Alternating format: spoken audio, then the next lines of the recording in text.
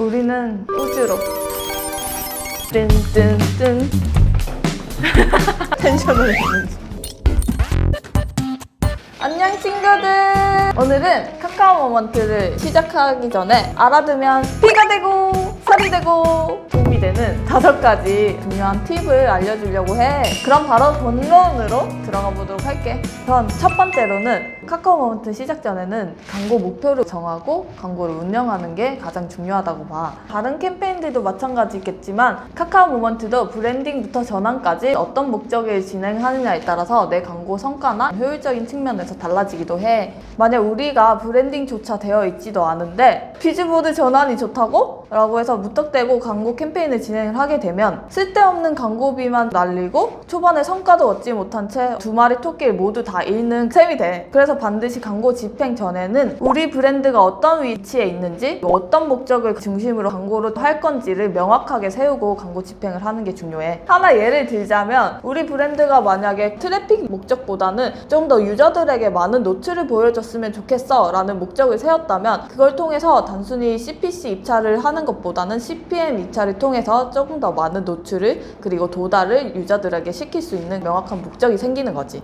두 번째 팁은 타겟 유저를 단정 짓지 말라는 거야. 카카오 모먼트는 매체별로 반응하는 유저들이 달라. 그래서 내 브랜드의 특정 유저만을 단정 짓지 말고 초반에는 조금 더 확장된 모습을 가지고 광고 집행을 하는 것을 권장해. 아무래도 카카오 모먼트 같은 경우에는 연령대 폭도 넓고 활발하게 활동하는 유저들의 지면이 다양하잖아. 그런데 만약에 우리 브랜드가 나는 우리 브랜드가 뷰티 브랜드고 조금 연령대가 영한 타겟에게 어울릴 것 같아 라는 내피셜만 가지고 타겟을 단정 짓게 된다면 이 상품이 다른 카카오 모먼트 지면에서는 조금 더 연령대가 높은 유저들에게 반응도가 있을 수도 있는데 그런 유저들을 놓치게 되는 거지. 그렇게 되면 어떻게 될까? 광고 성과는 더 낮아지게 되는 효율을 보이겠지. 그래서 초반에는 확장된 타겟으로 진행을 하면서 나중에는 점차 모습이 좁혀나가는 방향으로 광고를 진행하는 것을 조금 더 권장해. 단 특정 타겟에만 광고 노출을 하고 싶다, 내 광고 예산이 조금 한정적이다 랄 경우에는 확장된 타겟보다는 핏한 타겟에게 가져가는 것을 권장하고 있어. 세 번째는 전하고자 하는 메시지는 강력하게 푸시하기. 카카오 모먼트 같은 경우에는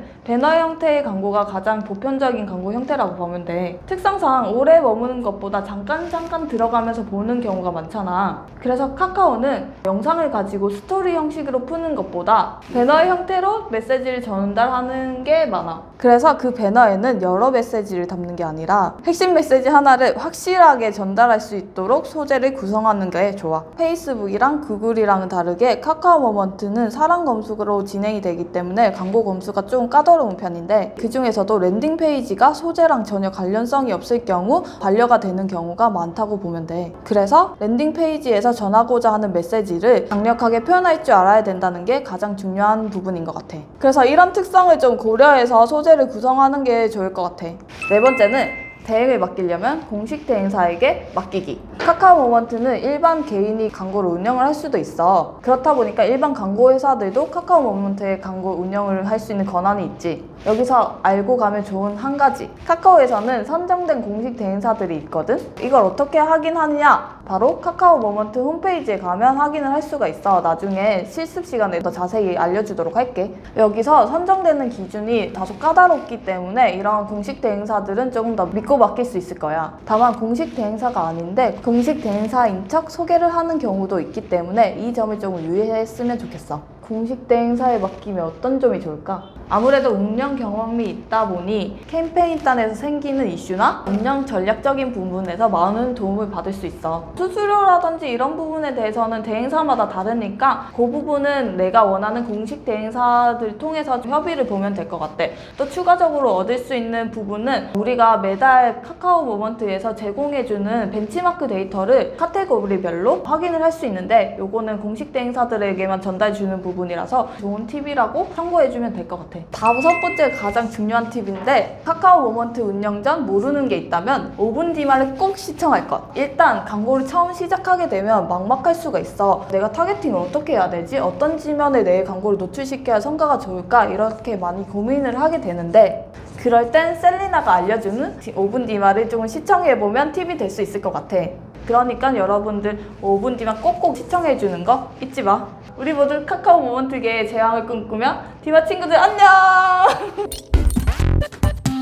안녕 친구들, 앞서 이론으로 배웠던 카카오 모먼트 시작하기 전 알아두면 좋을 5가지에 대해서 좀 더 상세하게 실습으로 알아보려고 해. 첫 번째로 내가 말했던 광고 시작 전에는 뚜렷한 광고 목표 정하기인데, 명확한 목표 설정을 통해 보다 나은 광고 효과를 볼 수 있기 때문에 반드시 내 광고 목적이 무엇인지 설정을 하고 진행을 해야 돼. 우선 카카오 모먼트 대시보드를 보면 세팅을 할 때 이런 식으로 유형과 목표를 먼저 설정하게 돼 있어. 그에 따라서 어떤 광고 목적으로 진행을 할 것인지 리스트를 할 수 있는데, 여기서 광고 유형마다 활용할 수 있는 목표가 다르기 때문에 목표에 맞는 광고 상품을 진행을 해주면 돼. 5분 뒤만 2편을 보면 광고 유형에 대해 자세히 설명해 놨으니까 보고 와줬으면 좋겠고, 오늘의 목표를 좀 더 자세히 보여줄 건데, 총 4가지의 목표를 설정을 할 수가 있는데, 첫 번째 도달 같은 경우에는 유저들에게 내 광고를 많이 도달을 시키고 싶다, 광고를 시작하는 런칭 단계나 브랜딩에 적합한 단계라고 봐주면 될 것 같고, 방문 같은 경우에는 광고주가 원하는 랜딩 페이지로 유저들을 끌어오는 목적이라고 봐주면 되고,